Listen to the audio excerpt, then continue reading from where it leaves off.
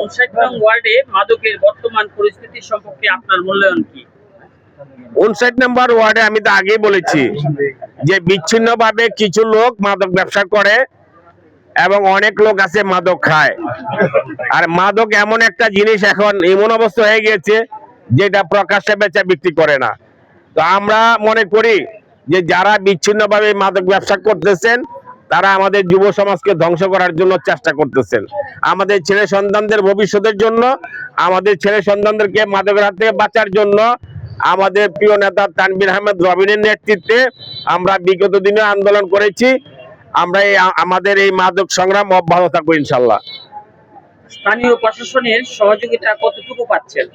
স্থানীয় প্রশাসনের সহযোগিতা বলতে আমরা যখন প্রশাসনকে ইনফরমেশন দেই ওনারা আমাদের কাছ থেকে ওনারা সঠিক ইনফরমেশন চায়। যখনই মাদকের জন্য প্রশাসনের লোকজন আসে আইসা মাদকের রাস্তায় আইসা হামলা দেয়, কিন্তু তাদেরকে ধরতে পারে না।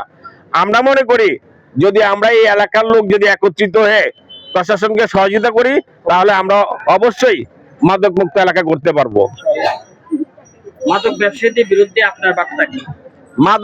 মাদক ব্যবসায়ীদের বিরুদ্ধে আমার বার্তা হলো একটাই, আমরা চাই মাদক ব্যবসা যে করে, মাদক যে খায় সে আমাদের এই এলাকারই সন্তান, ভাই আমাদের এলাকারই ভাই ব্রাদার। আমরা তাদেরকে সচেতন করতে চাই, আমরা তাদেরকে ভালো হয়ে যাওয়ার জন্য আহ্বান করতে চাই।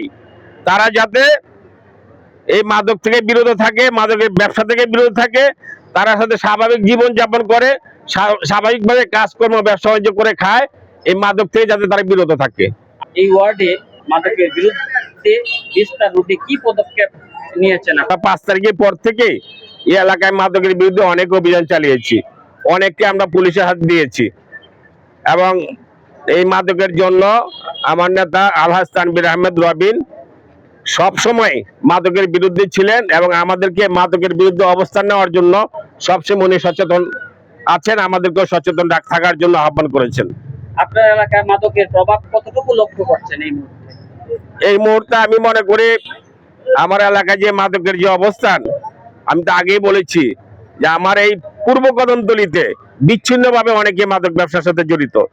আমি চাই না এটা ব্যাপক হারে বৃদ্ধি পাক, এটা আমি চাই না। এই জন্যই আমরা অঙ্কুরে এটা শেষ করতে চাই। তরুণরা, বিশেষ করে তরুণদের মাদকের দিকে ঝুঁকে পড়ার প্রধান কারণ কি বলে মনে করেন? তরুণদের মাদকের দিকে ঝুঁকে পড়ার প্রধান কারণ হচ্ছে বেকারত্ব। অনেক তরুণরা আছেন যাদের কাজকর্ম নাই, তারা বেকার। এই বেকারত্বের কারণেই তারা অনেকেই মাদক সেবীদের সাথে বন্ধুত্ব করে মাদকের প্রতি ঝুঁকে পড়ছে। আমরা সেই ব্যাপারে পদক্ষেপ নেব ইনশাল্লাহ, যাতে করে তারা এই সমস্ত খারাপ কাজে জড়াইতে না পারে সেই ব্যাপারে আমরা পদক্ষেপ নিব। মাদক মুক্ত 59 নং ওয়ার্ড করতে সবচেয়ে বড় চ্যালেঞ্জ কি?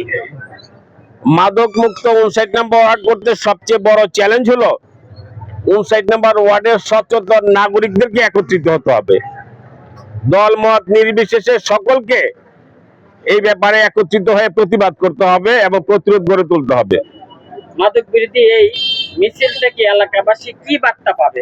আশা করি এই মাদক বিরোধী অভিযানের মধ্য দিয়ে এলাকাবাসী ভালো একটা মেসেজ পাবেন, তারাও মাদক সম্পর্কে সচেতন থাকবেন। মাদক সেবীদেরকে যেখানেই দেখবেন সেখানেই তাদেরকে ধরিয়ে দেওয়ার জন্য তারা সাহস পাবেন।